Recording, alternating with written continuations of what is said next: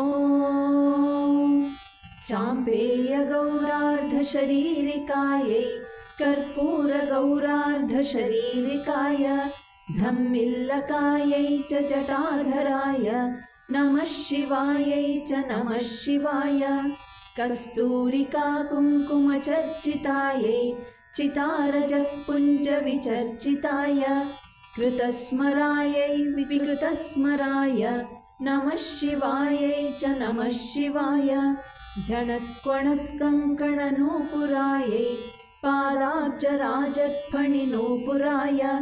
हेमाङ्गदायै भुजगाङ्गदाय नमः शिवायै च नमः शिवाय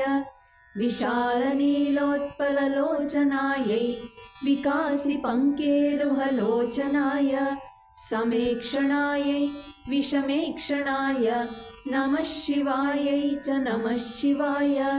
मन्दारमालाकलितालकायै कपालमालाङ्कितकन्धराय दिव्याम्बरायै च दिगम्बराय नमः शिवायै च नमः शिवाय अम्भोधरश्यामलकुन्तलायै तडित्प्रभाताम्रजटाधराय निरीश्वरायै निखिलेश्वराय नमः शिवायै च नमः शिवाय प्रपञ्चसृष्ट्युन्मुखलास्यकायै समस्तसंहारकताण्डवाय जगज्जनन्यै जगदेकपित्रे नमः शिवायै च नमः शिवाय प्रदीप्तरत्नोज्ज्वलकुण्डलायै स्फुरन्महापन्नगभूषणाय शिवान्वितायै च शिवान्विताय नमः शिवायै च नमः शिवाय